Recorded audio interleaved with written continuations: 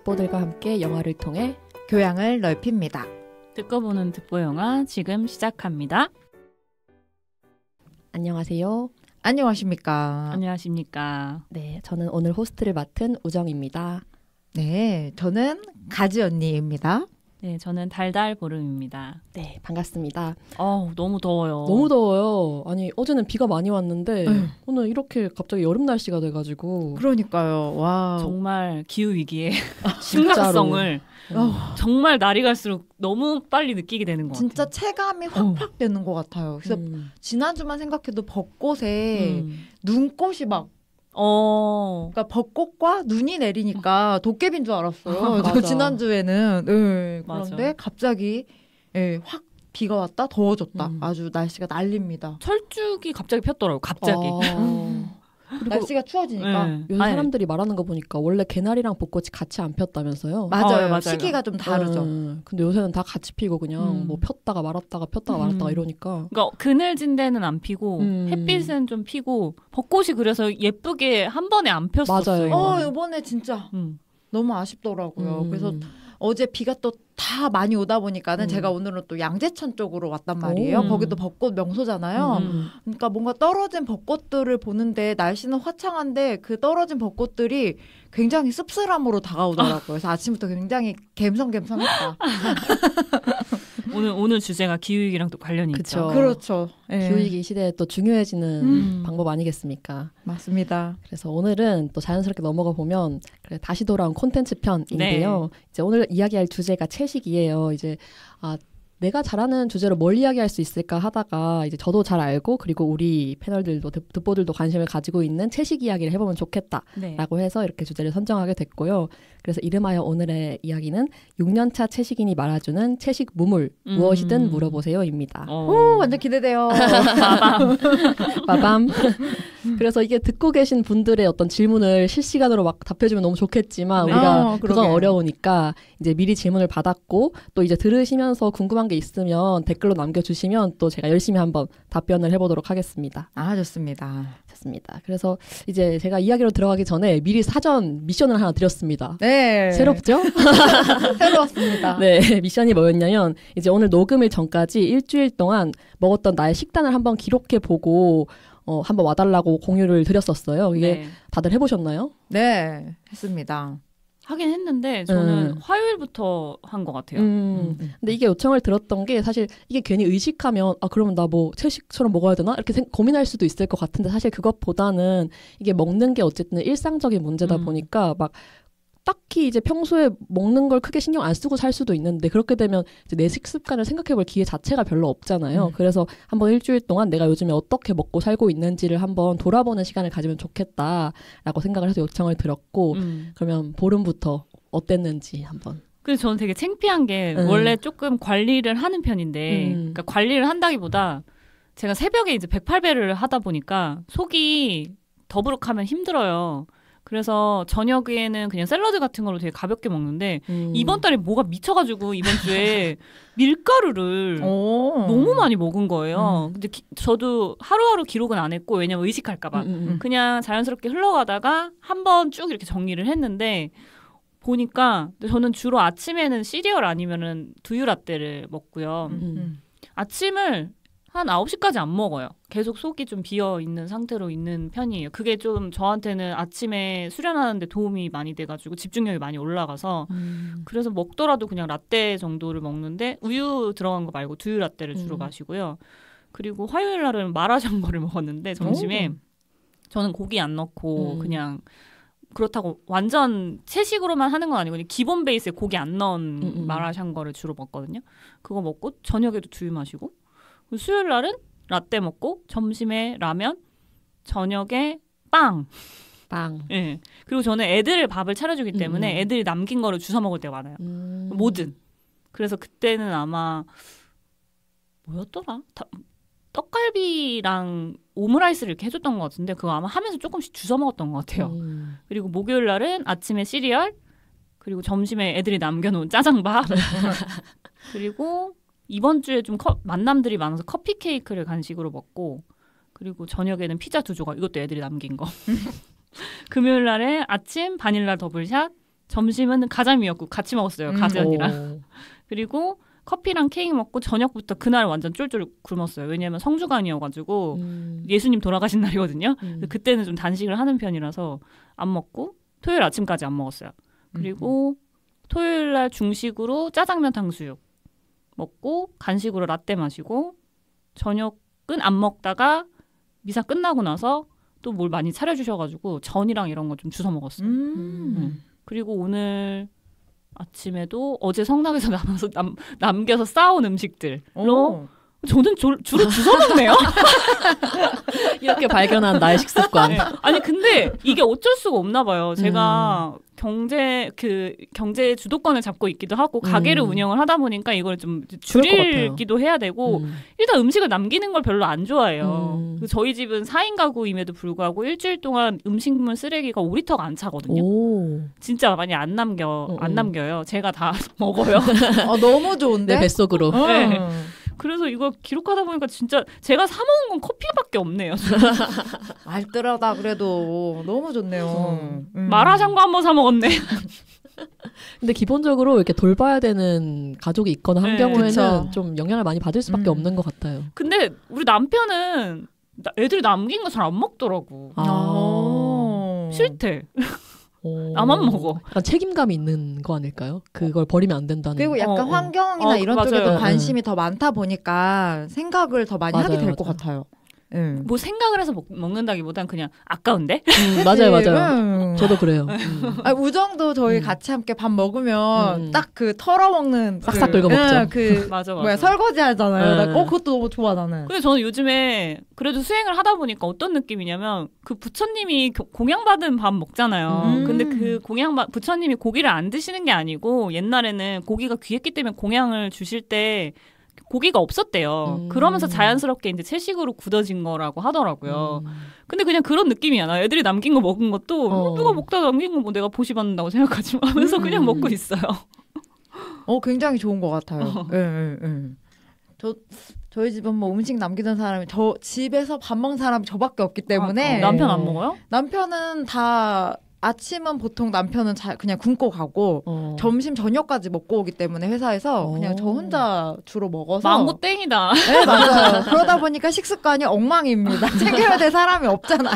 근데 혼자 먹으면 좀 그런 게 있어요. 대충 먹고 그냥 때우고 이런 식이 많죠. 그래서 저도 좀 봤는데 월요일은 아침에는 사과랑 콜라비를 좀 주워 먹었고 점심엔 점저로 좀 먹었는데 라면을 먹었고 라면은 이제 하는 거 보니까 뭔가 있는 것 같은데? 저녁은 김에다가 김치랑 해가지고 이렇게 싸서 간단하게 그냥 거의 이런 식으로 반찬 많이 없이 이런 식으로 먹는 것 같아요. 그리고 화요일은 아침엔 이제 보통 저는 주로 이게 작년에도 얘기했는데 한 사과랑 그 땅콩 버터 먹은 지가 거의 1년이 다 돼가네요. 그래서 아침엔 거의 그렇게 많이 먹는 것 같아요. 그리고 약속이 있어서 당근 라페 샌드위치를 먹었고 저녁에 또 라면을 먹었습니다. 라면 좋아하나 보다. 네, 아니 이번에 김치가 뭐 새로 들어왔는데 김치가 맛있더라고요. 그래서 김치 먹고 싶어가지고 라면에 딱 호로록 먹는 그 느낌이 좋아서 먹었는데 요즘 좀 확실히 나이 들고 밀가루 먹으면 속이 좀 안 좋은 건 확실해져가지고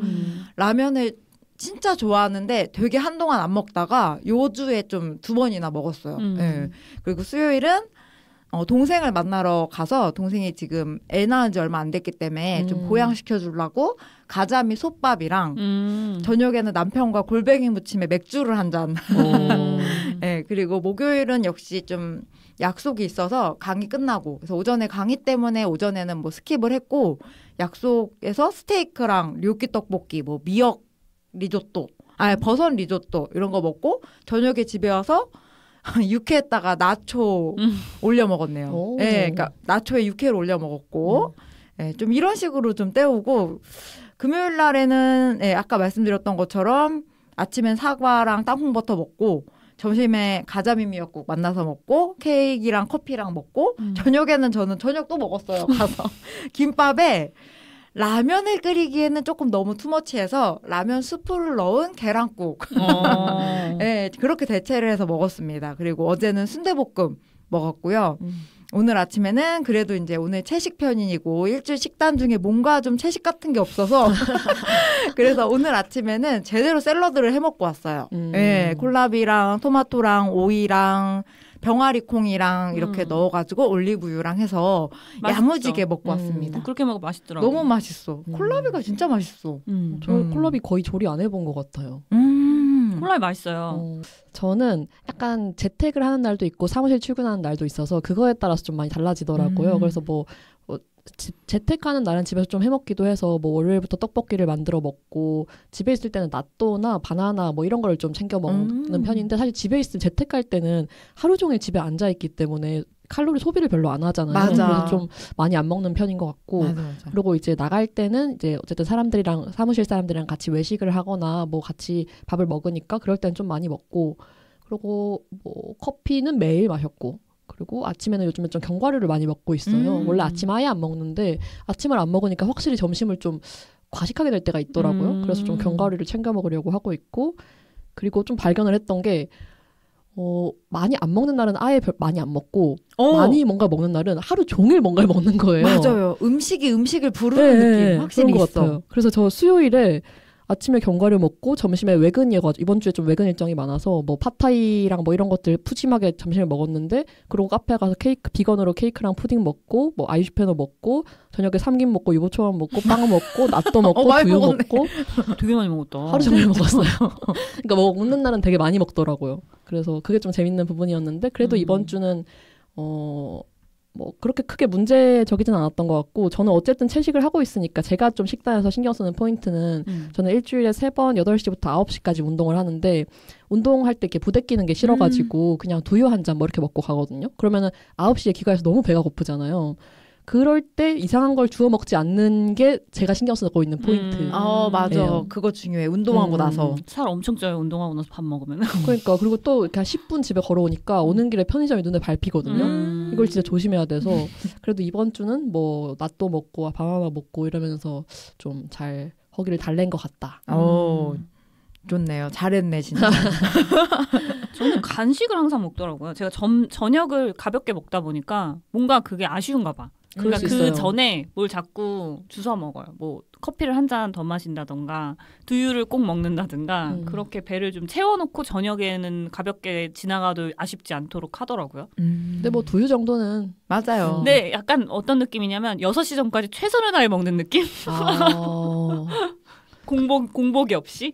근데 확실히 저녁 시간에 안 먹는 게 다음날 이 붓기도 그렇고 몸 상태가 훨씬 가벼운 건 맞는 것 같아. 네, 공복으로 잠드는 게. 저도 그거를 다음 주부터는 다시 시작해 보려고 합니다. 오. 나이 먹을수록 위가 약해져가지고 그냥 소식하는 게 답이에요. 그렇군요. 그래서 이제 일주일에 한번 식단을 한번 돌아봤고 이제 채식에 대한 이야기로 본격적으로 넘어가 보려고 하는데 네. 일단은 채식의 사전적 정의를 한번 봤어요. 채식의 사전적 정의는 고기류를 피하고 주로 채소, 과일, 해초 따위의 식물성 음식만 먹음이라고. 원래 사전적 정의는 따위를 참 맞아요. 따위에 신경 쓰면 안 됩니다. 그래서 이런 사전적 정의를 가지고 있는데 좀 새삼스럽긴 했어요. 저는 뭐 인터넷에 채식을 쳐보진 않으니까 좀 새삼스러웠고 근데 여기서 이제 식물성 음식만 먹음이라고 하는 게 가장 포인트긴 할 텐데 이 정의에도 좀 생각할 부분들이 있을 것 같아요. 이를테면 고기류를 피한다 뭐 이런 말들도 그런데 사실은 어쨌든 이따 종류에 대해서 이야기를 하겠지만 저는 모든 동물성 제품을 먹지 않는 비건을 하고 있고 근데 이제 개인적으로 저 비건이에요라고 말하는 것보다 저 채식해요라고 말하는 게 훨씬 좋거든요. 이건 진짜 사람에 따라 다를 수 있는데 저는 어쨌든 비건이나 베지테리언 같은 말들이 외래어잖아요. 그래서 알지 못하는 사람한테 비건이에요라고 말하는 게 너무 뭐랄까 좀 장벽을 만드는 느낌이 있다고 생각을 하는데 그에 비해서 채식이라는 말은 어쨌든 좀 직관적이잖아요. 이 사람이 채소 식사를 하는구나라고 하는 게 모르는 사람한테도 좀 프렌들리하다고 생각을 해서 좀 채식한다라고 말한 걸 좋아하는데 문제는 이 채식이라는 말은 어쨌든 식사에 국한시켜 버리는 게 있는 거예요. 이 비건 운동, 비건이즘이라고 하는 게 뭐 식사뿐만 아니라 어떤 동물의 어떤 사용에 반대하고 이런 맥락들이 있는데 그냥 식사에만 딱 국한시켜 버리니까 채식이라는 말도 좀 한계가 있고 좀 여러 가지 어떤 아직은 사회적으로 고민해야 될 부분들이 있는 것 같다라는 생각이 들어요. 그래서 또 관련해서 해볼 수 있는 이야기가 2020년에 나온 독립 단편 다큐멘터리 중에 비건들의 수다라는 작품이 있어요. 아마 보기는 시중에서 보기는 어려워가지고 보신 적은 없죠. 못 봤어요. 그게 그 국립국어원에서 비건 그리고 비건이즘의 우리말 대체어를 공모하면서 시작하는 이야기거든요. 그래서 그 당시가 아마 제가 기억하기로는 19년, 20년 이때가 확 채식 인구가 많이 늘어났을 때로 기억을 해요. 그때 코로나가 막 이렇게 한창 왕성하면서라고 해야 돼? 뭐라고 해야 돼?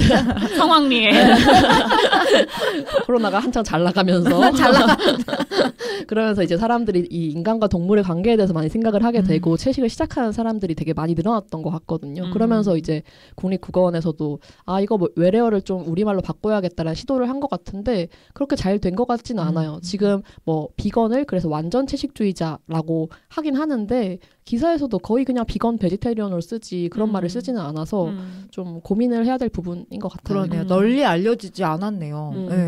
근데 저도 채식이 더 듣는 사람 입장에서 뭐라고 해야 되지? 범주가 넓어지니까 국한되지 않잖아요. 비건 하면은 이 사람은 아무것도 안 먹겠다 그런 느낌이 있는데 채식은 조금 부드러워 보여요. 뭔가 부드럽죠. 사실 고기를 피한다라는 말도 부드럽죠. 네. 그래서 채식이라는 말이 더 저한테는 좋은 느낌이긴 해요. 비건보다는.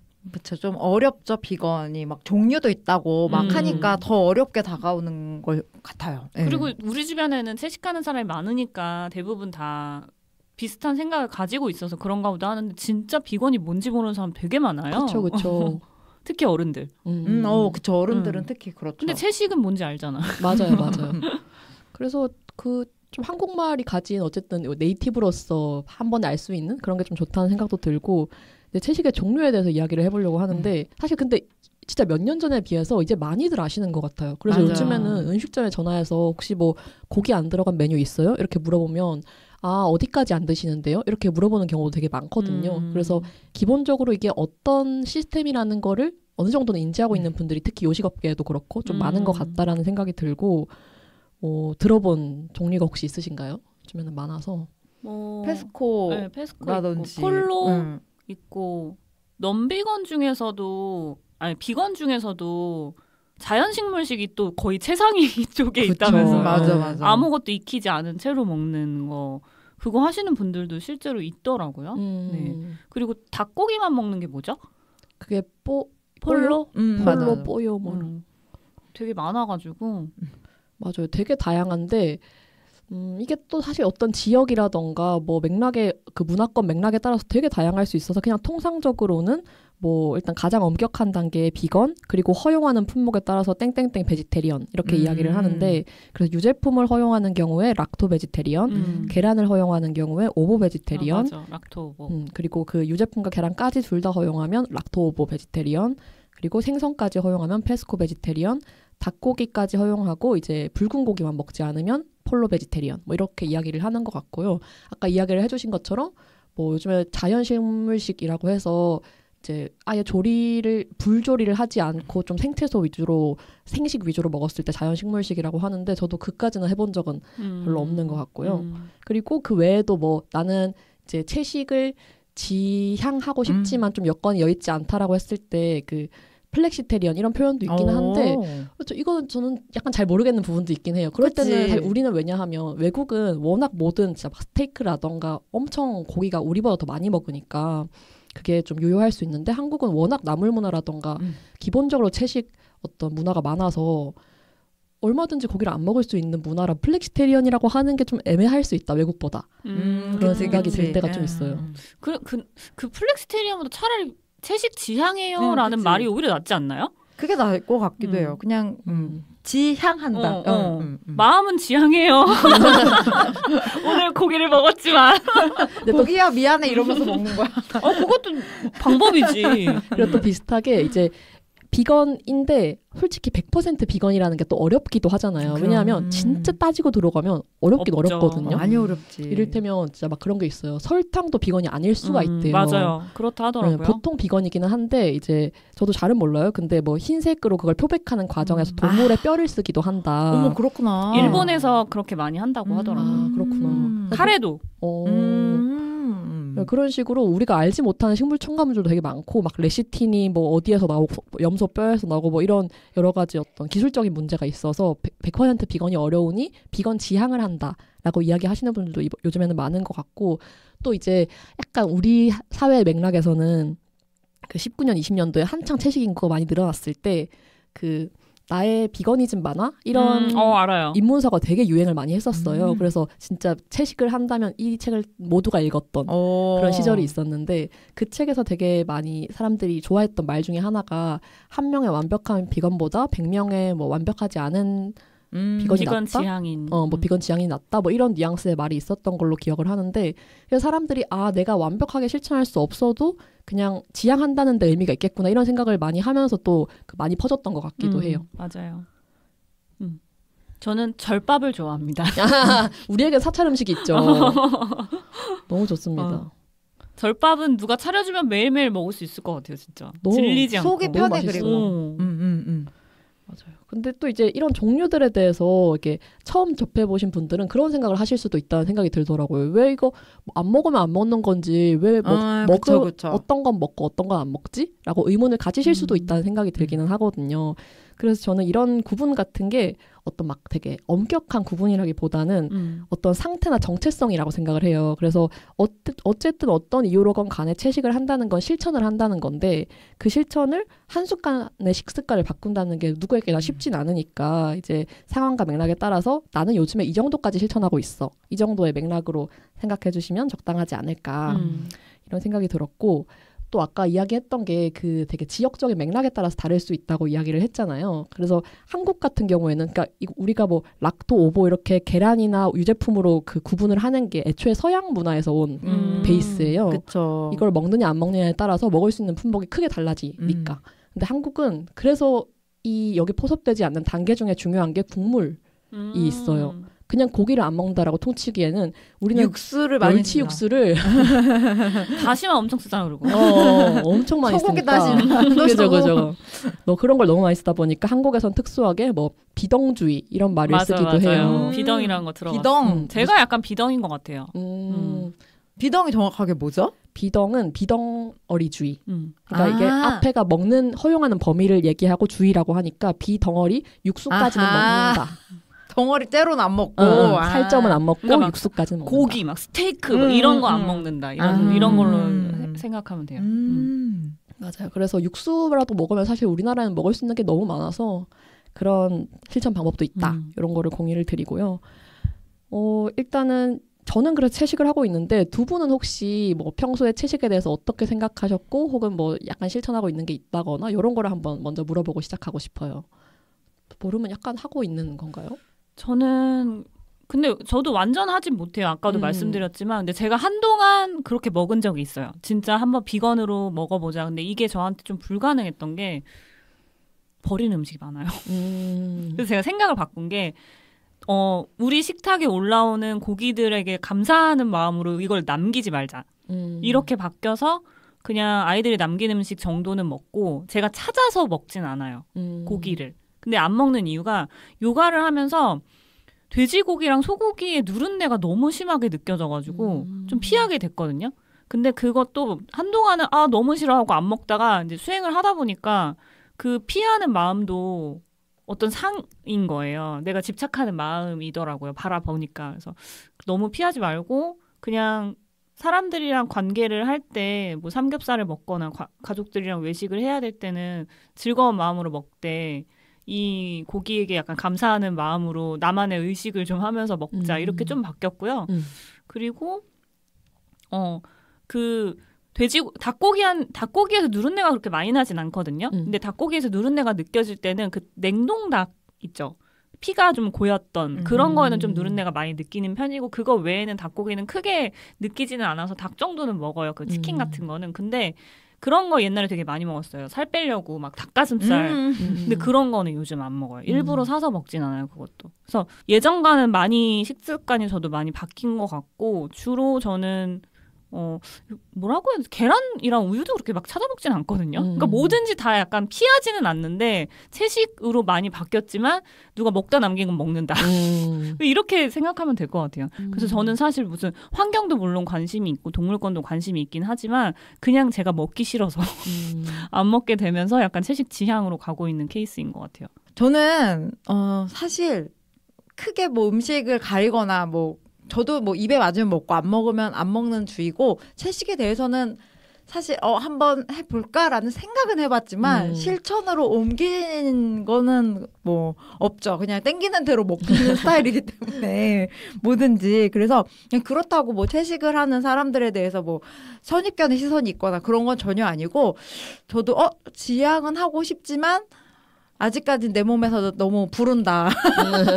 네, 그런 느낌이 있고. 근데 저는 좀 그건 있어요. 확실히 나이 들면서 고기를 좀 덜 먹게 되는 거? 그러니까 제가 지금도 뭐 늙은 건 아니지만 20대 때랑 이렇게 지금 비교를 해보면 20대 때는 저는 뭐 먹으러 갈래 하면 주로 고기 위주로 많이 대답을 했던 것 같아요.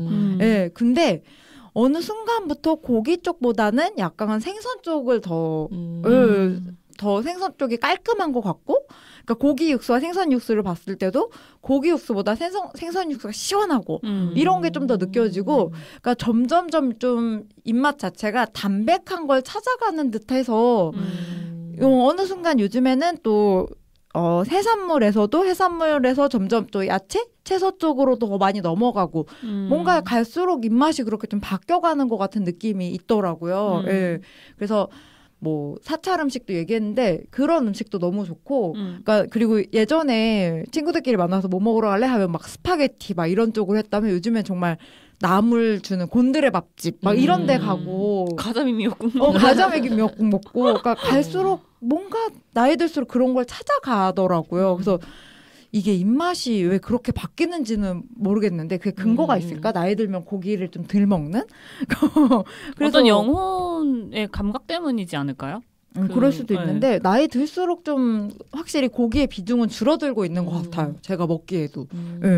뭐 여러 가지 이유가 있을 수 있겠지만 저는 좀 생각하게 되는 게 어쨌든 우리가 이 땅에 살고 있는 사람으로서 가지는 로컬에 대한 감각이 있다고 생각하거든요. 그러니까 한국인이 기본적으로 원래 되게 오래 전부터 고기를 많이 먹는 민족은 아니었잖아요. 그쵸. 기본적으로 나물을 많이 먹고 채소를 많이 먹다 보니까 우리 몸에 맞지 않는 것을 점점 더 이렇게 따르게 되고 좀 몸의 감각에 집중하게 되고 이런 것도 있지 않을까 싶기는 해요. 그럴 수도 있겠다. 진짜. 그리고 저는 고기 안 먹는 이유 중에 그것도 있어요. 자본주의에 약간 대항하는 마음. 너무 그 육고기라는 것이 자본주의 산물이잖아요. 너무 과하게 먹잖아요. 그리고 사람들이. 그래서 물론 저희 아이들은 이제 자라나는 아이들이기 때문에 계속 먹여줘야 하지만 일부러 찾아 먹진 않아요. 굳이. 너무 많이 먹긴 하죠, 요즘에. 과해요.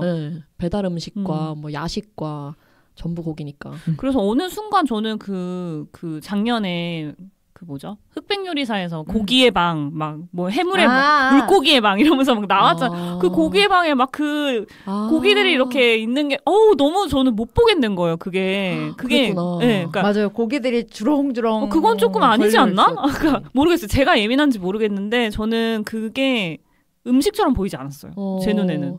저는 안 봐서 모르겠지만 약간 그 채식주의자에 나오는 꿈 같을 것 같기도 하고. 맞아요. 조금 무서운데요. 네. 그래서 그거 불편하다고 하는 분들이 꽤 있었어요. 그 장면 굳이 그렇게 TV에서 내놓을 필요 있냐. 그런 분들이 있었어요. 근데 뭐 감각이 예민하면 그럴 수 있고 또 그게 그냥 음식으로 보이는 분들은 맛있겠다라고 보실 수도 있겠죠.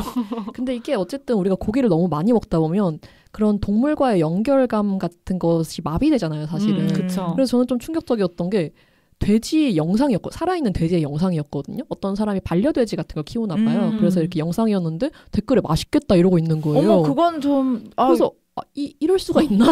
근데 옛날에 왜 그런 것도 심했다. 있잖아요. 반려견들도 막 이러면은 어른들이 저거 뭐 잡아먹으면 한 주먹거리도 안 되는 그런 말 막 하셨잖아요. 비슷한 거 아닐까? 그럴 수도 있고. 뭐 강아지 반려견 문화에서도 그쪽에서 많이 시작되긴 했잖아요. 그렇죠. 그렇지만 지금 그게 확대되고 있다라는 거는 좋은 현상인 것 같긴 해요. 맞아요. 그리고 재작년이었나요? 작년이었나요? 벌써 약간 기억이 가물하지만 개식용 철폐가 됐기 때문에 이제 더 이상 맞아요. 이제 몇 년 이후에 이제 단속을 시작할 거예요. 그래서 이제 점점 완벽한 사양 산업이 되어 가겠죠. 맞아요. 사양 산업 돼야 됩니다. 그래서 이제 다음으로는 채식을 하는 이유에 대해서 이야기를 해보려고 하는데 사람들이 채식을 왜 할까요? 다양한 이유가 있지 않을까? 저처럼 이제 뭐 몸에서 안 받는 경우도 있을 것이고 그런 경우가 근데 제일 많을 것 같아요. 몸에 안 받는 경우. 그리고 이제 진짜 어떤 병이 있으셔서 그것을 치유하는 과정에서도 좀 안 먹는 분들도 있을 것 같고. 맞아요. 또 뭐 환경 때문에 안 드시는 분도 저는 그게 정말 대단하다고 생각해요. 환경 때문에 안 드시는 분들. 그치. 내 몸에서 안 받는 것도 아닌데. 그리고 뭐 동물권 때문에 안 드시는 분들도 있을 거고. 이효리의 영향을 받아서 인플루언서의 영향으로. 네, 인플루언서의 영향으로도 힙해 있을 보여서. 것 같아. 힙해 보일 수도 그러니까. 있죠, 요즘에는. 왜 요즘엔 충분히 그럴 수 있잖아요. 근데 뭐 그래도 그럼요. 그게 어디예요. 맞아요. 말씀해 주신 것처럼 크게 세 가지 이유가 있을 것 같아요. 동물권이랑 환경이랑 건강 이렇게 세 가지 이유가 있을 것 같은데 이게 저는 새삼 이거를 자료를 좀 찾아보면서 제가 우물 안에 있다는 걸 많이 깨달았거든요. 왜요? 왜냐하면 저는 어쨌든 제가 어울리는 사람들이 저는 동물권 때문에 채식을 하고 있고 제가 어울리는 사람들은 그래서 비슷한 사람들이 많죠, 사실은. 그렇죠. 그리고 그렇죠. 채식을 한다라고 말을 할 만큼 엄격하게 어느 정도 이렇게 채식을 하는 사람들이 많은데 그런 사람들 중에는 사실 동물권이나 환경 때문에 하시는 분들이 많은 것 같거든요. 오히려 건강 때문에 하시는 분들은 채식을 한다라기보다는 아까 앞에서 이야기한 것처럼 채식을 하려고 노력한다라거나 좀 고기를 피하려고 한다 이런 분들은 많은데 약간 조금 다르잖아요, 뉘앙스가. 그쵸, 다르죠. 네, 그래서 많을 줄 알았는데 그 2023년에 서울시에서 조사를 한 게 있더라고요. 그래서 이제 사람들한테 왜 채식을 하느냐라고 물어봤더니 건강관리와 체중 조절 목적이 70%, 그리고 환경보호가 10%, 동물복지가 7%. 체중 조절이 되나요? 채식해서 근데? 저는 안 된다고 생각하는데. 코끼리도 풀만 먹고. 그러니까.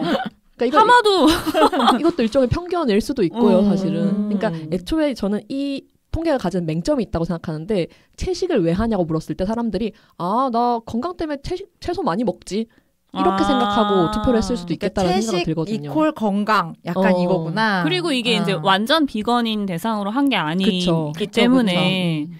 풀을 많이 먹느냐 이 기준일 수 있으니까. 나 샐러드 많이 먹지라고 생각하실 수도 있을 것 같아서 이 통계는 조금 문제가 있지 않나. 다이어터들이 제일 먹는 게 샐러드니까. 그래서 여러 가지 이유들이 있는데 경험적으로는 아까 이야기했던 것처럼 환경 때문에 하시는 분들이 요즘엔 좀 많은 것 같고요. 이제 그 다음이 동물권, 그 다음이 건강처럼 이제 저는 경험적으로는 좀 그런 분들 주변에 많았고요.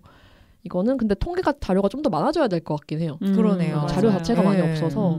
그래서 맨날 뭐 채식하는 인구 수치도 진짜 천차만별이거든요. 제대로 된 게 없어가지고. 근데 또 흥미롭게 최근에는 어쨌든 탄소 중립이라던가 이런 게 국가 정책이 되면서 채식을 해야 된다라는 게 어느 정도 좀 정책으로 잡히고 있는 것 같긴 해요. 그래서 뭐 급식에 들어오기도 하고 여러 가지 좀 국가적인 연구 과제 같은 것들이 많이 이루어지고 있다고 들어서 앞으로 많이 나오지 않을까 기대를 하게 되고요. 저의 채식 계기를 물어봐 주셔가지고 답을 해볼까 하는데 이게 항상 어려워요. 어디서부터 어디까지 얘기해야 될까? 왜냐하면 굉장히 긴 이야기가 있기 때문에 참 어려운데 짧고 단계적으로 이렇게 끊어가신 거예요?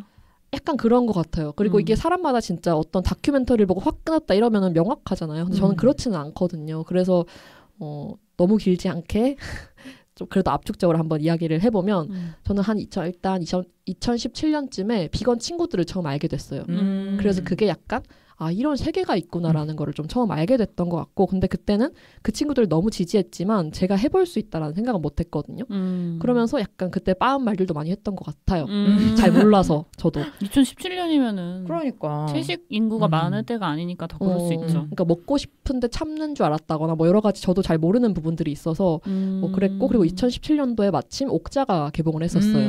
그래서 그 영화도 봤었는데 그 영화의 영향일 수도 있고 뭐 여러 가지 친구들의 영향일 수도 있고 하겠지만 그때부터 되게 불편한 감정 같은 것들이 제 안에 계속 쌓이고 있었거든요. 이를테면 그 정육점 간판에 아기 돼지들이 살코기를 들고 있거나 치킨집에 갔을 때 병아리들이 맛있어요 치킨 하고 있는 그 디자인 같은 게 너무 크리피한 거예요. 맞아.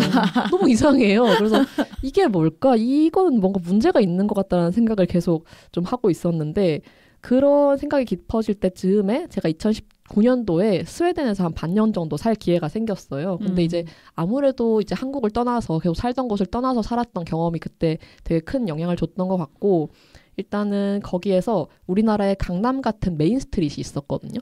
거기를 지나면서 몇 번을 동물권 시위대를 마주쳤어요. 한국에서는 되게 보기 힘든 광경인데 이렇게 되게 글로벌한 그 동물권 단체거든요. 그래서 이렇게 옥장에 나오는 그런 느낌.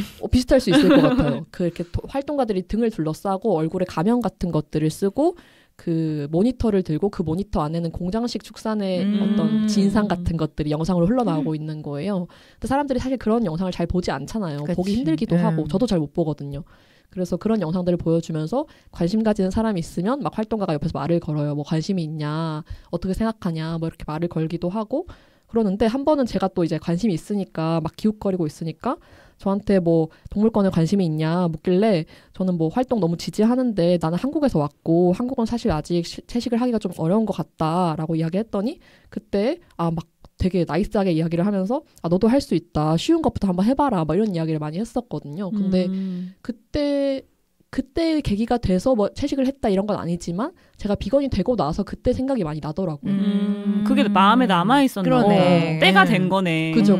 그런 것도 있었고 그리고 굉장히 운이 좋게 제가 2019년도가 그 전 세계적으로 기후행진을 이제 했던 때인데 스웨덴에는 그레타 툰베리가 있죠. 그래서 이 기후행진 자체가 그레타 툰베리가 어떤 터트린 상황이었는데 제가 스웨덴에서 본토에서 그걸 참여할 수 있는 기회가 온 거예요. 그래서 현지에서 같이 참여를 했고 그때 고비건 피켓이 되게 많았어요. 그러니까 이건 보면서 물론 그전에도 환경 문제에 관심은 있었지만 뭔가 그 환경 문제는 되게 거대하고 내가 할 수 없는 문제라고 생각을 했거든요. 근데 그렇게 스웨덴이 진짜 인구 밀도가 낮은데 거기에서 진짜 뭐 발 디딜 틈이 없을 정도로 사람들이 모여서 막 고비건 이야기하고 플래닛 B는 없다 이야기하고 막 이런 상황들을 보면서 내가 너무 안일하게 아무것도 못한다고 생각하고 있었구나. 뭐라도 할 수 있겠구나. 약간 이런 감각을 많이 받았던 것 같고 그리고 한국에 딱 오면서 채식을 시작하게 됐었거든요. 그리고 물론 이제 스웨덴에서 어디 갈 때마다 식당에서 비건 옵션이 있고 마트에 가도 항상 비건 옵션이 있고 이런 것도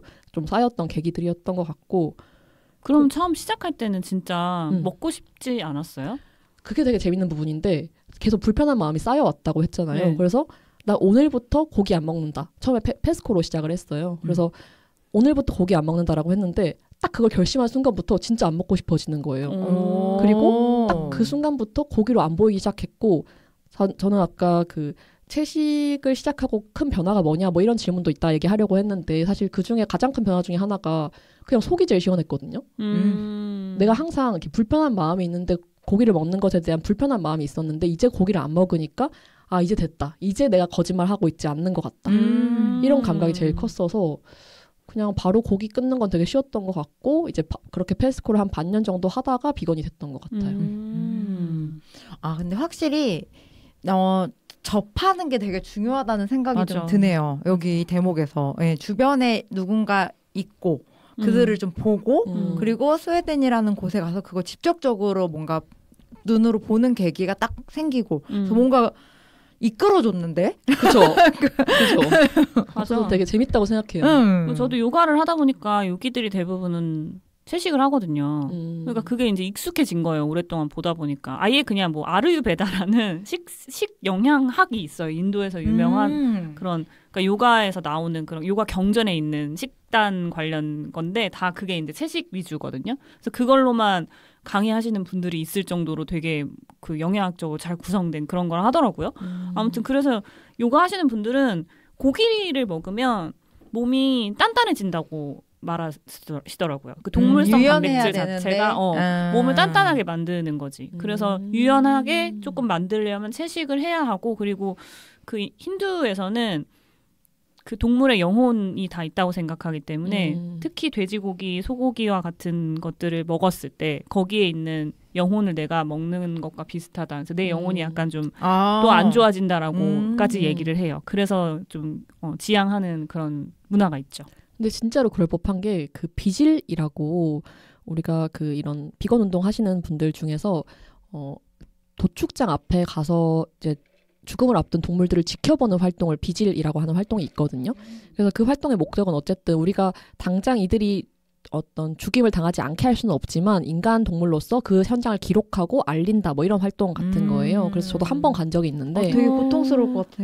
진짜 힘들었어요. 그거 보면 진짜 못 먹어. 네. 진짜 그럴 것 같아. 진짜 아침 막 7시부터 화성 이런 데 가가지고 도축장 앞에서 이렇게 서 있으면 일단은 그 일자리를 가지신 분들이 거기에 많이 다니시니까 우리한테 엄청 적대적이시거든요. 그러니까 이제 지나가면서 차들이 엄청 빵빵거리고 뭐 그러기도 하고 이제 차들이 이제 소를 실은 차들 뭐 돼지를 실은 차들이 들어가는데 악취가 엄청나요. 악취가 엄청나고 애들의 상태가 너무 안 좋은 거예요. 왜냐하면 사실은 그 죽기 직전이니까 더더욱이 이들은 상품이기 때문에 그동안은 살기 위해 먹이를 줬다고 하더라도 이제 죽음을 앞둔 입장에서는 상품은 더 이상 뭐 잘 살게 해줄 필요가 없는 거예요. 이제 죽이기만 하면 되니까. 그래서 뭐 물도 안 주고 엄청 굶주려 있는 상태여서 활동가들이 일부러 물을 주기도 하고 막 그러거든요. 거기서. 나 어떻게 뭐 듣는 것도 너무 힘들어 지금. 그러니까. 아이고. 그래서 그 장면들을 보면서 그 친구들이랑 눈이 마주치잖아요. 그걸 보는데 이거는 동물권이라던가 환경 문제 이런 걸 넘어서 너무 애들이 힘들어 보여서 저걸 먹는다는 것만으로 우리에게 어떤 업보가 쌓일 수 있겠다라는 생각을 되게 많이 했거든요. 그러니까 옛날 같으면은 굉장히 의식을 잘 치른 다음에 고기를 먹었기 때문에 사실 그 업이 쌓인다는 거는 없었을 것 같거든요. 의식을 잘 치렀고 그리고 그동안 잘 돌봤고 가꿨고 그리고 인간은 원래 태어나는 순간부터 그 해를 끼칠 수밖에 없는 생명체잖아요.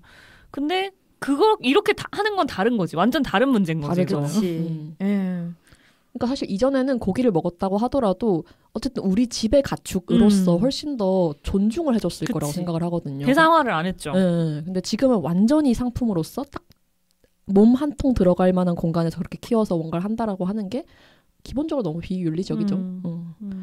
그러니까 인간의 영혼도 같이 맞아요. 맑아질 수가 없는 것도 맞는 것 같아요. 뭐 영혼뿐만이 아니라 몸도 사실 마찬가지. 그렇게 이거는 정말 그냥 딱 건강 측면에서 봤을 때 이 아이들이 이렇게 자라난 거면은 내 몸에 들어왔을 때 이게 좋겠냐고요. 그렇게 봐도 안 좋을 것 같아요. 맞아요. 그렇게 그래서 사실 실제로도 그리고 이게 항생제를 먹고 이런 걸 고려했을 때 건강에 좋기도 어렵기도 하고 그래서 드시는 분들도 최소한 이제 동물복지로 드심이 좀 낫지 않을까 건강에도 맞아요. 그런 생각이 들기는 하고요. 그리고 이제 미리 질문을 받았는데 가지 언니가 또 질문을 해주시기도 하고 그 시에나가 또 질문을 같이 해준 부분이 있었어요. 채식에 대한 오해나 고정관념이 뭐가 있을까 또 이런 이야기를 해보고 싶은데 저는 이제 너무 오래다 보니까 사실 오해가 뭐가 있을지가 기억이 잘 안 나긴 하거든요. 그래서 혹시 요즘에 뭐가 있을까요? 채식인에 대한 오해요? 근데 여기 이제 예시로 꼿꼿할 것 같다 했는데 그거는 맞는 것 같아요. 여전히 제가 가지고 있는 편견인 것 같아요. 그러니까 그 꼿꼿하다는 게 부정적인 의미만은 아니고 자기가 생활하는 그 틀 안에서 행동하는 거잖아요. 그게 이제 꼿꼿해 보인다는. 신념이 뭔가 확고함 이런 걸 표현한 거죠. 그거는 좀 그럴 수 있을 것 같아요. 왜냐하면 정말 그거를 철저하게 지키는 거잖아요. 채식주의를 모르는 사람 입장에서는 와 저걸 어떻게 지켜? 라고 하는 그 신념이 꼿꼿해 보일 수는 있는 것 같아. 근데 이게 이제 부정적으로 보면은 그냥 대충 살지 뭘 저렇게까지 이렇게 볼 수 있는 거죠. 부정적인 시선으로는. 저는 좀 약간 비실비실할 것 같아요. 그럴 수 있죠. 흔한 편견이죠. 맞아요. 아무래도 맞아요. 영양 섭취가 골고루 될 수 있을까? 약간 이런 생각을 하게 돼서 그런 생각이 좀 있는 것 같아요. 실제로 채식만 하면은 근육이 발달하는데 문제가 없다고 듣긴 했는데 사실인가요? 채식이 문제가 아니라 제 생각에는 채식을 하더라도 정말 정확하게 먹을 수 있고 육식을 하더라도 굉장히 건강하게 먹을 수도 있잖아요. 그래서 저는 그런 문제인 것 같고 하긴 가공식품 때려 넣으면 아무 소용이 없지. 그럼요. 채식을 하는데 막 예를 들어서 맨날 감자튀김이랑 감자튀김 햄버거만 먹어요. 건강할 수 없죠. 그리고 육식을 하더라도 이렇게 소량으로 고기를 먹고 뭐 잘 챙겨 먹으면 괜찮은 것처럼 그런 문제라고 생각을 하고 근데 대신에 이제 어쨌든 고기를 안 먹었을 때는 식물성 단백질을 잘 챙겨 먹어야 할 텐데 식물성 단백질이 어떤 고기보다 콜레스테롤이라던가 여러 가지 어떤 성인병 유발에 있어서 훨씬 낫기 때문에 더 좋을 수밖에 없다는 생각은 들고 대신에 저는 어쨌든 두부나 두유 같은 것들을 많이 챙겨 먹긴 해요. 근데 이제 그러면 한 가지 고민이 되는 건 콩 알러지가 있는 사람은 어떡하지? 뭐 이런 생각이 가끔 들기는 하는데 저는 두유랑 두부를 많이 먹어가지고 맞아요. 콩 알러지가 있다면 뭘로 단백질을 섭취해야 될까? 근데 뭐 현미밥. 아스파라거스? 현미. 저는 현미밥을 기본적으로 먹기는 하거든. 100% 현미밥을 먹는데 그것도 좋은 단백질 섭취원이고 또 이제 채식을 했을 때 사람들이 해외에서도 그렇고 많이 걱정을 하는 게 그 비타민 B를 많이 걱정을 해요. 비타민 B가 이제 동물에서 많이 나오는 경우가 많아가지고 이제 채식을 하면 비타민 B 영양제를 챙겨 먹거나 하는 경우도 있는데 한국은 아주 특별한 장점을 가지고 있어요. 해조류를 많이 먹는 나라기 때문에 해조류에서 B가 많이 온다고 하더라고요. 맞아. 결핍될 일이 없다고 들었던 것 같은데 미역을 워낙 많이 먹어. 맞아요. 미역, 김밥, 뭐 토, 각종 해조류를 먹기 때문에 한국인들은 그래도 좀 괜찮은 것 같다라는 생각이 들고 실제로 제가 채식을 처음 시작한다고 했을 때 주변의 반응들을 되게 많이 들었어요. 근데 제 주변에는 그래도 진짜 프렌들리한 분들이 많아가지고 걱정 정도가 많았고 혐오 발언을 하거나 이런 분들은 거의 없었거든요. 근데 이제 혐오 발언은 어떤 게 있나요? 너 그거 발언? 언제나 얼마나 가나 보자 이런 거? 아니요. 대표적인 혐오 발언은 뭐 혐오 발언까지는 아닌가? 뭐 상추는 고통 안 느껴? 뭐 이런 거? 그거는 혐오라기보다 약간 무지의 발언. 그러니까 무지. 그죠. 혐오 발언 뭐가 있을까? 그런 거 뭐 도덕적 우월감 느끼려고 하는 거야? 뭐 이런 거? 그거는 확실히 쏘아 붙이는 소리 맞네. 그거는 본인이 부족해서 그렇게 얘기하는 것 같아요. 제 생각에는. 본인이 그런 도덕적 우월감 느끼고 싶은 사람인 것 같아서. 열등감이지요. 그래서 제가 들었던 말들은 그래도 거기는 먹어야 되지 않을까? 너 그러다 쓰러진다? 뭐 단백질 어떻게 그럼 보충해? 그리고 알아서 할게. 알아서 할게요. 잘 먹고 그건 있습니다. 네 생각이고 안 죽어. 알아서 할게. 그리고 뭐 이건 저도 옛날에 되게 몰랐던 부분인데 먹고 싶은데 어떻게 참아 그걸? 이런 이야기를 많이 하거든요. 근데 제가 어쨌든 동물권 때문에 채식을 해서 그런지는 몰라도 저는 먹고 싶지가 않거든요, 사실은. 근데 얘기 들어보니까 안 먹고 싶을 것 같아. 맞아. 나도 그거 봤으면 못 먹었을 것 같아. 나도. 그건 진짜 그 아이들이랑 눈 마주쳤으면은 진짜 못 먹지. 꿈에서 맨날 나와. 그 눈동자 맨날 나올 것 같아. 맞아요. 그래서 제가 그 채식을 시작하는 초창기에 또 봤던 콘텐츠들이 영향을 줬을 수도 있을 것 같은데 초창기에 봤던 게 그 황용 감독의 잡식가족의 딜레마를 봤었어요. 근데 그 영화 중에 잡식인 가족과 채식을 하려는 감독님이 이렇게 같이 사는 이야기에 대한 내용인데 어렵죠. 이제 어쨌든 부양을 해야 되니까 같이 돌봐야 되니까. 그 감독님이 아이도 돌보고 하다 보니까 양육자이셨어요. 네, 그래서 여러 가지 고민들이 등장하는데 어쨌든 그 중간에 그 돼지열병이라던가 뭐 이런 그 감염병에 걸린 동물들을 땅에 묻는 장면들이 등장을 하는데 그런 게 사실은 굉장히 폭력적이잖아요. 그게 공무원들도 엄청 힘들어한다고 해요. 트라우마 때문에 거의 일을 못한대요. 소리가 그 정말 미친대요. 그래서 그 장면이 사실 나오는데 그게 너무 오열을 많이 했고 그 장면에서 되게 뇌리에 많이 남기도 했었고. 근데 저는 가끔 그거 보면서 항상 그 의문이었던 게 왜 산채로 이렇게 묻는 거예요? 그러니까 이게 어쨌든 비용의 문제거든요. 얘네는 산업동물이어서 비용 인풋과 아웃풋이라고 하는 비용의 측면에서밖에 고려가 안 되는데 그래서 제가 알기로는 기절을 시키긴 할 거예요 원래는. 근데 제대로 기절이 안 되는 거죠. 그래서 이제 기절을 시키는구나. 제가 알기로는 그랬던 것 같아요. 그런 절차가 있기는 한데 제대로 지켜지지 않거나 워낙 양이 많다 보니까 그게 실제로 뭐 효용이 없다거나 뭐 이런 것들이 있고 또 사실은 공장식 축산 그 공장 현장에서도 진짜 그냥 산채로 막 죽임을 당한 경우가 굉장히 많은데 그런 것들도 왜 비윤리적으로 그렇게 해가 아니라 그들에게는 상품이니까 되게 당연한 비용 측면에서 당연한 결과인 거예요.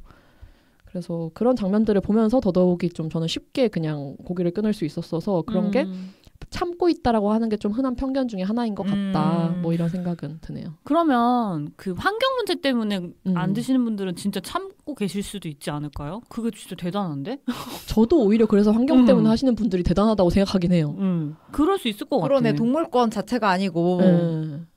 그러네. 주변에서 근데 환경 때문에 안 먹어요라고 얘기하시는 분은 아직까지 본 적이 없어서 대부분 다 동물권이었거든요. 제 주변에는. 근데 결국은 환경 때문에 안 먹게 되더라도 다 연결이 되는 것 같긴 해요. 그래서 이렇게 동물들의 고통이 보이고 그다음에 자본주의가 보이고 뭐 이런 것들이 있는 것 같고 혹시나 이제 모르실 분들을 위해서 그 축산업이 발생하는 그 온실가스 같은 것들이 굉장히 많고 또 이를테면 수질오염이라던가 사용하는 물의 양도 너무 많고 에너지도 너무 많고 이런 문제 때문에 또 채식을 하시는 분들도 많이 계십니다. 제가 또 궁금한 게 하나 있는데 채식하고 나면은 몸에 변화 같은 것들이 있었는지 그걸 느낀 게 있는지 채식하고 좀 좋은 거나 혹은 힘들었던 그런 변화들을 직접적으로 느껴본 적이 있어요? 너무 많은데 사실은. 그래서 얼마나 얘기해야 될까 또 고민했어요. 너무 많아서. 난 궁금해. 그런 부분도. 일단은 아까 얘기했던 것처럼 그 정신적인 쾌감이라고 해야 될까? 어떤 합치에서 오는 쾌감 같은 것들이 분명히 있었고 몸의 변화가 사실 사람들이 제일 궁금해할 것 같긴 해요. 저는 일단 소화 능력이 엄청나게 좋아진 것 같아요. 왜냐하면 이건 진짜 사람마다 체질이 좀 다를 수 있다는 생각은 하는데 저는 20대 초반부터 해가지고 그러니까 학창 시절에도 항상 분기별로 배탈이 한 번씩은 크게 났었고 그리고 20대 초반 그리고 퇴직을 하기 전까지는 항상 이렇게 좀 더부룩한 느낌 같은 게 있어서 친구들 만나면 야 우리 오늘 가벼운 거 먹자, 샐러드 먹자, 뭐 서브웨이 먹자 이런 얘기 되게 많이 하는 사람이었거든요. 뭔가 배가 안 고픈데 자꾸 뭘 먹어야 되는 느낌? 이런 느낌이 항상 있었는데 지금은 너무 배가 고파요. 너무 소화가 잘 돼서 너무 배가 고프고 그래서 뭔가 공복이 0이고 배가 꽉 찬 게 100이라고 하면 옛날에는 항상 50에서 밥을 먹는 느낌이었으면 지금은 20까지 가서 밥을 먹는 느낌인 거예요. 그러니까 밥을 먹을 때 만족감 같은 것들도 훨씬 크고 더 맛있게 먹고 많이 먹는 것 같아요. 근데 굉장히 좋다. 근데 이것의 정확한 양면 같은 단점이라고 하면 아무래도 빨리 소화가 되니까 더 많이 먹게 되는 거죠, 사실은. 그래서 1년 차 때는 그런 게 힘들었어요. 옛날에는 밥 한 끼 좀 늦게 먹거나 좀 건너뛴다고 해서 문제가 없었는데 죽을 것 같아? 진짜 죽을 것 같은 거예요. 손 떨려. 진짜로 약간 어지러운데? 저혈당 막 이런 거 오는 거 아니야? 그럴 수 있어요. 그때는 진짜 그런 느낌이었거든요. 그래서 이런 식으로 채식하면 안 되겠구나라는 느낌이 들어가지고 결국은 내가 채식을 시작한 게 생활 습관을 바꾸는 거예요. 끼니를 더 잘 챙겨 먹게 되고 더 이상 뭔가 뭘로 때우거나 하지 않고 밥을 제대로 챙겨 먹게 되는 방식으로 좀 갔던 것 같아서 좋다. 선순환이네요. 그러게요. 그리고 저는 그런 것도 있었어요. 저는 물론 비건은 아니지만 채소를 좀 많이 찾아 먹게 되면서 미각이 깨었다고 해야 되나? 원래도 좀 예민하긴 했는데 그 제철 음식에서 오는 만족감이 엄청 커지고 맞아요. 그 각각의 채소가 주는 맛 있잖아요. 그게 되게 크게 느껴지더라고요. 예를 들어서 저는 고사리를 먹을 때 고기 먹는 느낌이 나요. 그래서 그런 거 옛날에 느껴보지 못했던 건데 고기를 좀 멀리하다 보니까 그런 걸 알겠더라고요. 맞아요. 그런 변화가 오는 이유가 사실은 우리가 고기를 항상 먹을 때는 인식을 못하지만 고기 향이나 이런 것들이 굉장히 세거든요. 세지. 그리고 고기가 들어간 음식들은 기본적으로 양념도 세고 그러니까 그걸 먹을 때는 뭔가 이게 기본값이 돼버리지만 그래서 처음 고기를 먹다가 처음 안 먹기 시작했을 때는 좀 밍밍하다라던가 뭔가 좀 섭섭한데 라고 생각이 들 수 있지만 거기에 익숙해지다 보면 훨씬 더 이전에 느끼지 못했던 다양한 그 채소의 풍미 같은 것들을 훨씬 더 느낄 수 있게 되는 것 같아요. 그건 진짜 맞는 것 같아요. 그리고 요즘에는 드레싱 없이 딱 올리브유만 먹는 그 샐러드가 진짜 맛있더라고요. 그 하나하나 채소의 맛을 느끼면서.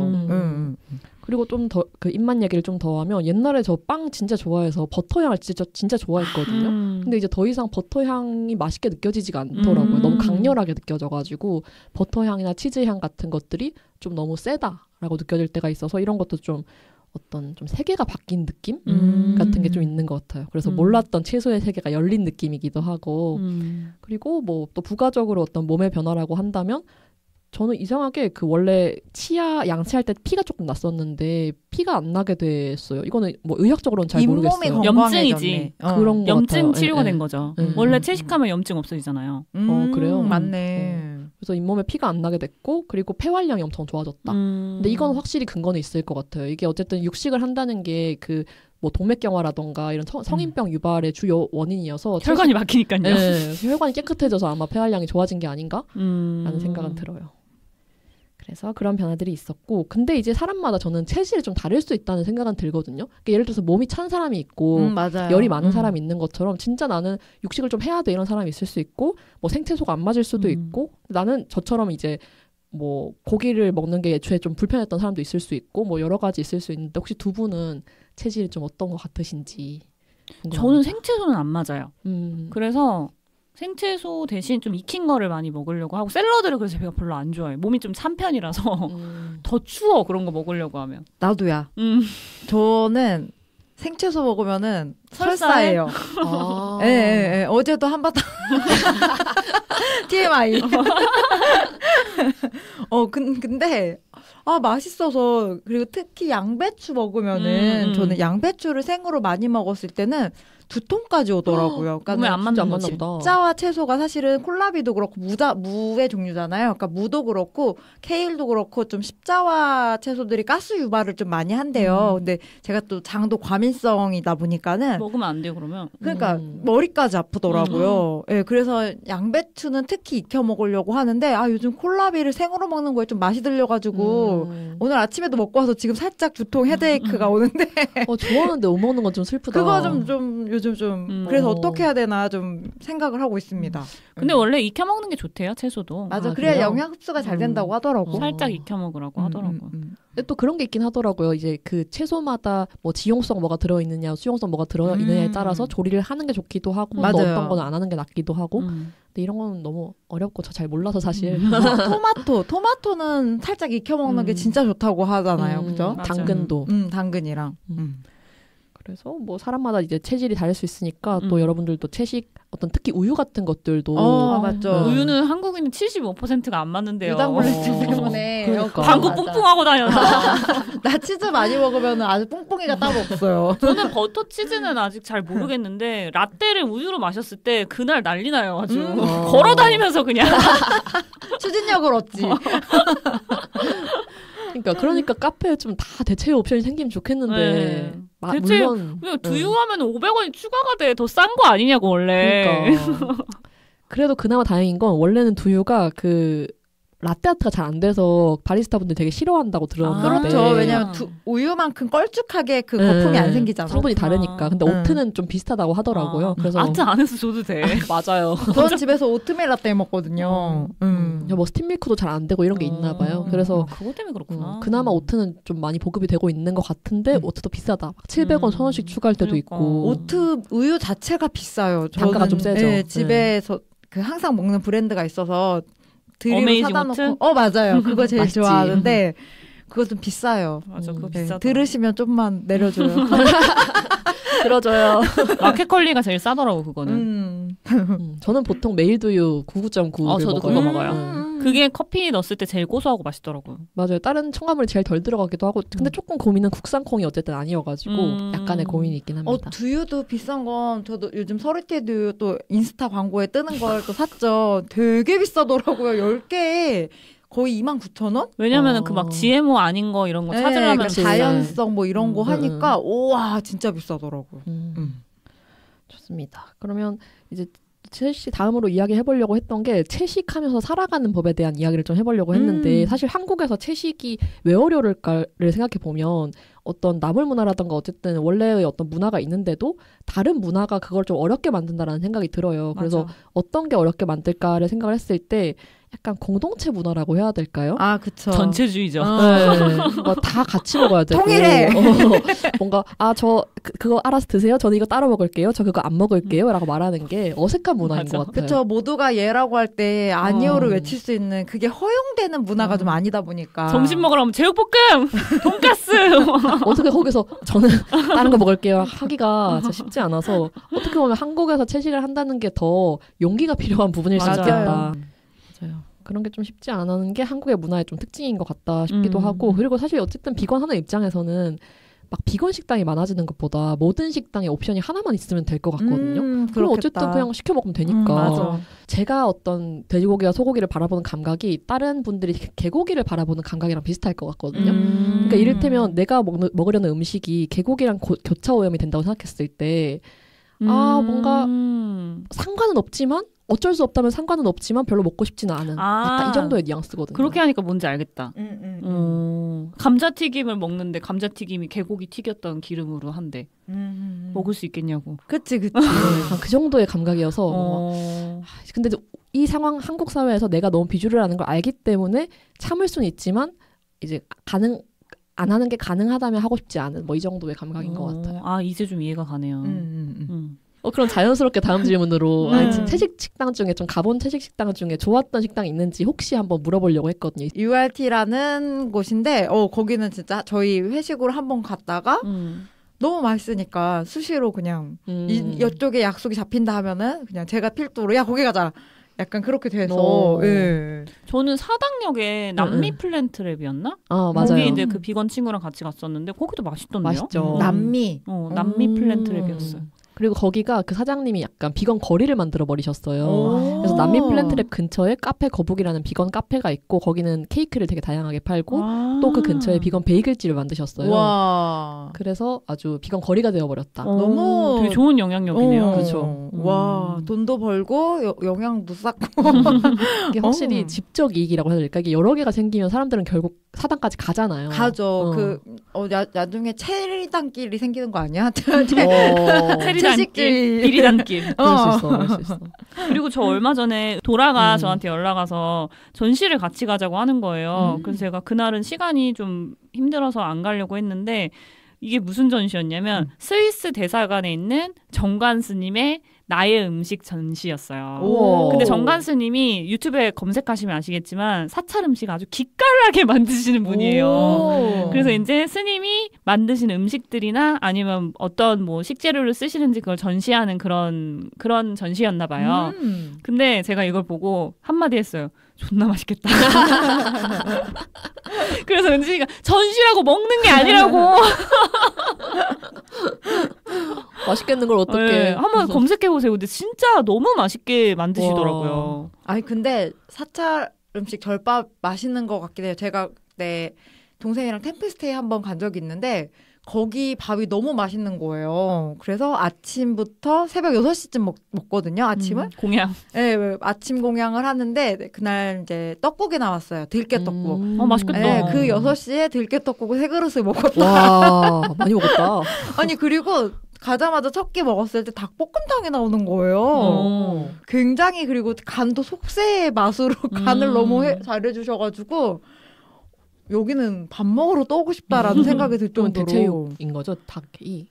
아니었던 것 같아요. 그래요? 근데 요즘에 그 템플스테이 하시는 분들이 워낙 많다 보니까 좀 그 옵션을 다양하게 하는 것도 스님들이 드시진 않지만 하시는 것 같더라고요. 네, 그래서 깜짝 놀랐어요. 아니 왜 절에서 이걸 주지 했는데 물론 그것도 맛있었지만 그 외에 이제 나물이라든지 이런 거 너무 맛있게 먹어가지고 그리고 밥 먹으러 가야겠다. 얼마 전에 제가 공유하지 않았나요? 그 화엄사 극락버거.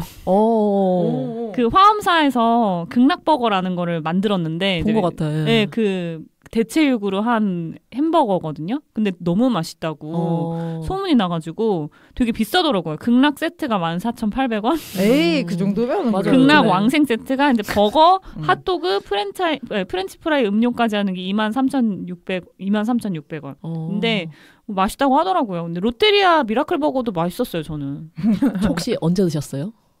한 두세 달 된 것 같은데. 최근에 이게 별로예요? 두세 달이면 아마 그 맛일 것 같긴 한데 처음에 나왔을 때가 더 맛있었거든요. 그래요? 근데 한번 소스 레시피가 바뀌었어요. 근데 약간 토마토 케첩 맛이 돼가지고 옛날에 그거 아니었거든요. 원가 절감 때문에 그런가 봐요. 그래서 좀 아쉽다. 감사하지만 아쉽다. 저는 그 식당이 뭐 한 100개는 꼽을 수 있어가지고 맛있는 식당 뭘 꼽아야 되나 좀 고민을 했는데 100개 중에 이제 탑. 그러니까 탑 한 6개만 꼽아도 돼요? 아, 너무 많아서 진짜 힘들지만 몇 개를 그래도 꼽자면 효창공원 앞 역에 리틀 갱스터라는 식당을 제가 되게 좋아하고요. 약간 퓨전 음식집이에요. 저장해놔야 돼. 리틀 갱스터요? 네, 리틀 갱스터라는 식당 되게 좋아하고 그리고 풀무원에서 이제 요즘에 식당을 운영하고 있잖아요. 플랜튜드라고. 거기 맛있어. 진짜 맛있죠? 맛있더라. 너무 맛있어요. 코엑스랑 용산에 있는데 지금 3호점으로 고덕에 내려고 준비하고 있다고 하더라고요. 그래서 3개 있고 그리고 속대입구역 쪽에 카페 시바. 여기는 사실 거의 시바요? 네, 그 요가의 시바인 것 같은데 무슨 인도어 쉬바 그건가? 네, 신이에요, 신. 쉬바신 그런 것 같아요. 그래서 카페 시바라고 하는데 어쨌든 여기는 거의 비건 1세대 식당 같은 느낌이 있어요. 여기 양념 후라이드 치킨이 있거든요. 비건으로 하는 거. 우와. 진짜 맛있어요. 다음에 같이 가봐요. 좋아요. 여기 맛있고 그리고 어제도 다녀온 신당의 고사리 익스프레스라고 고사리 전문 음식점이 있어요. 말만 들어도 막 고사리 비빔면 뭐 이런 거 파는데 되게 맛있고 고사리 익스프레스? 그리고 되게 알려지지 않은 식당 중에 관악구 신림동 쪽에 메밀쟁이라는 식당이 또 있어요. 여기는 막 채식이나 비건을 전면으로 내세우는 곳은 아니고 그냥 메밀 전문점인데 엄청 프렌들리하고 재료도 좋은 거 쓰시는 것 같더라고요. 그래서 제가 되게 좋아하는 식당이기도 하고 이제 식사가 아니라 다 저장하고 있어. 아니 제가 지금 카페 씨바를 검색했거든요. 근데 자꾸 검색어 아이 씨바. 그게 뭐야? 씨바 맞나요? 씨바? 카페 시바. 씨바가 아니고 시바. 카페 시바. 이고 뭐 이제 디저트류 같은 것들 중에서는 망원동의 라므아르라는 카페 케이크집이 제가 제일 좋아하는 케이크집이고 회현역의 오베흐트라는 비건 도넛집이 굉장히 맛있고 충무로의 코코너즘이라는 코코넛 아이스크림집이 나중에 방송 듣고 또 검색해야겠다. 너무 많죠? 이제 곧 끝내기 위해 좀 빠르게 브리핑을 해봤고요. 맛있겠다. 다 맛있어요, 진짜로. 그래서 사실 저는 어렵지 않게 채식을 하고 있는 이유 중에 하나가 이제 5, 6년 동안 채식을 하면서 계속 제가 가본 식당들을 아카이빙 하고 있거든요. 그래서 지도에 다 모으고 있는데 그게 지금 이제 식당 카페 포함해서 한 400곳 정도 돼요. 수도권도 많나요, 근데? 수도권이 훨씬 서울 말고? 서울 말고도 있고 전국 제가 막 여행 다녀서 이렇게 찍는 것도 있으니까 뭐 다 상관없이 있기는 한데 저희 동네에는 많아요. 하나도 없거든요. 아 근데 그건 있어요. 비건 식당 자체는 사실 많지 않을 텐데 저는 어쨌든 살기 위해 먹는 거니까 비건 메뉴로 이렇게 대체할 수 있는 옵션이 있는 경우에도 다 표시를 하긴 해서 그러니까 실제로 이제 진짜 필요한 분들이 드실 수 있게 그냥 공유로 해놓거든요. 그래서 뭐 링크를 공유하는 방법도 있을 것 같고 그래서 그렇게 하는데 이제 하다 보니까 좀 쉽게 옵션을 찾을 수 있는 식당들을 찾는 팁 같은 게 생기거든요. 이를테면 한국은 사실 진짜 쉬워서 두부류 파는 가게들. 그쵸. 맞아. 들깨 두부탕 뭐 이런 거 파는 데 있잖아요. 두부 그냥 순두부. 모두부 파는데 순두부 파는 데도 많고 그런 가게들이나 아니면 청국장 파는 곳 그리고 김밥집들도 그렇고 그렇지 김밥 비빔국수 그리고 여름에는 콩국수 파는 곳들 이런 곳들이 보통 그냥 다 비건인 편이어가지고 이런 것들을 쉽게 그냥 많이 가는 것 같고 이제 술 먹을 때가 좀 문제인데 안주가 진짜 없긴 해요. 그나마 이제 전집이나 튀김 요리집이나 아니면 사실 좀 쉬운 건 요즘에 이자카야가 되게 많잖아요. 그런 데는 야채구이 같은 걸 많이 팔더라고요. 맞아. 그런 것들을 좀 활용하면 그래도 쉽게 찾을 수 있지 않을까 이런 생각이 들고 그리고 우리가 그래도 콘텐츠에 대한 이야기를 좀 더 해볼까 싶어가지고 혹시 채식하면 생각나는 영화나 꼭 어떤 동물에 대한 이야기가 아니라고 하더라도 좀 생각나는 영화나 콘텐츠가 있을지 한번 질문을 드립니다. 일단 뭐 옥자가 가장 대표적인 것 같고 비슷한 걸로 저는 그 한국 애니메이션 중에 파닥파닥이라는 영화가 있거든요. 제가 그거를 왜 기억하냐면 그 영화를 띠오랑 저랑 알게 된 지 10년이 넘었는데 띠오가 그 종로에서 하던 영화 모임에 제가 참석을 하면서 알게 된 인연이거든요. 그때 처음 봤던 영화가 파닥파닥이었어요. 그래서 저는 그때 비건이라는 게 뭔지 처음 들었거든요. 그게 2014년? 13년? 뭐 그때쯤이에요. 그래서 이런 세계가 있구나. 근데 그 영화가 저는 무슨 니모를 찾아서 같은 건 줄 알고 봤는데 그 물고기의 약간 고통 같은 물살이라고 하죠 요즘에는. 그런 고통을 느낄 수 있는 그런 영화거든요. 너무 충격적인 거예요. 한동안 물고기 못 먹었어요. 그래서 횟집 수족관에서 벌어지는 이야기죠. 그리고 나의 문어 선생님 그것도 보고 한동안 문어를 먹지 못했다. 근데 문어는 진짜 지능이 높아가지고 네, 강아지랑 비슷하대요. 지능이 높다고 하더라. 맞아요. 그리고 저 작년에 봤던 소설 중에서 육질은 부드러워라는 소설이 있어요. 그게 남미의 브라질인가 멕시코에서 쓰여진 소설인데 남미는 우리나라보다 그 소고기 생산량이 4배인가 더 많대요. 많이 먹기도 하고 거기에 있는 작가가 채식주의자인데 어떤 그 인간이 이제 동물들이 다 바이러스로 인해서 다 사라져 버려서 인간 먹을 수 있는 인간과 먹을 수 없는 인간, 그러니까 먹혀야 하는 인간으로 둘로 나뉘어져서 그 동물을 대신해서 대상화되는 그런 과정들을 보여주는데 너무 보기가 힘든 거예요. 사실 이게 지금 우리가 동물을 대하는 거랑 똑같은 태도인데 이 소설을 보는 것 자체가 힘들어서 이걸 끝까지 제가 봐야겠다라는 생각을 끝까지 넘기기는 했거든요. 근데 그거 보시면은 아마 좀 많은 생각을 하실 수 있을 것 같아요. 육질은 부드러워 라는 소설입니다. 저는 좀 여러 가지 콘텐츠들을 많이 생각을 해왔는데 일단 파닥파닥도 있었지만 이야기 해주셨으니까 넘어가고 핏장은 내 친구라는 그 초등학교에서 아기 돼지를 키우게 되면서 벌어지는 이야기를 다룬 극영화가 있거든요. 근데 사실은 이게 2008년도 일본 영화인데 실화 기반이에요. 실제로 일본에서 있었던 이야기고 그 실제로 있었던 이야기를 고레에다 히로카즈가 1991년도에 다큐멘터리로 찍었거든요. 또 하나의 교육이라는 다큐멘터리가 있는데 이게 볼 수 있는 곳이 없어가지고 추천드리기가 좀 그렇지만 개인적으로 현실이 훨씬 더 영화 같았어요. 다큐가 훨씬 더 영화 같았고 이게 극으로 각색하는 과정에서는 아이들이 조금 대상화되는 아이들의 천진스러움이 좀 대상화되는 장면들이 있어서 좀 아쉬웠지만 또 하나의 교육에서 아이들이 너무 똑똑하고 우리가 이 아기 돼지를 다시 소유주에게 돌려줘야 하는지 뭐 이런 거에 대한 토론을 막 하거든요. 선생님도 약간 대안학교인 것 같아요. 그래서 막 이런저런 토론을 하는 것들이 되게 관객으로 하여금 좀 생각할 거리들을 많이 던져주고 있어서 핏장은 내 친구는 아마 좀 OTT에서 보실 수 있을 거라 한번 보셔도 좋을 것 같고요. 그리고 넷플릭스에 관련 좀 영화들 컨텐츠들이 많은데 시스피라시나 더 게임 체인저스 같은 작품들이 있죠. 그래서 더 게임 체인저스는 이제 운동 퍼포먼스를 위해서 채식하는 운동 선수들의 이야기를 다루고 있고 시스피라시는 그때 워낙 화제가 많이 됐었죠. 2021년도에 맞아요. 이제 어업 때문에 어떻게 바다와 생태계와 사람들이 죽어가고 있는지 뭐 이런 이야기들을 다루고 있어서 또 특히 어떤 어업 그 물살이들에 대한 궁금한 게 있다면 이런 작품들을 보셔도 좋을 것 같다. 그리고 아까 이야기했던 잡식가족의 딜레마 이런 작품들도 있을 것 같고요. 그럼 오늘 채식에 대한 이야기는 여기까지 마무리를 하면 좋을 것 같아요. 역시 우리 먹는 거 좋아한다. 잔뜩 이야기했어요. 먹는 얘기. 먹는 거 할 때 뭔가 눈빛이 달라 다들. 아까 그 식당들 다 가야 돼. 나 다 저장했어. 다 가봅시다. 빠르다. 들으시는 청취자분들도 저장하셔서 맞아요. 일시정지하면서 저장하시고 한 번씩 가보시게요. 듣보영화 인스타그램 아이디입니다. db.movies db.movies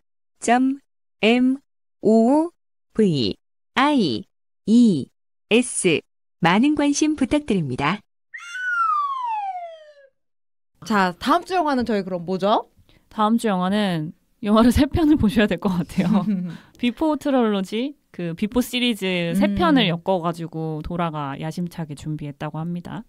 기대해주세요. 네. 그럼 다음 주에 만나요. 안녕. 안녕. 안녕.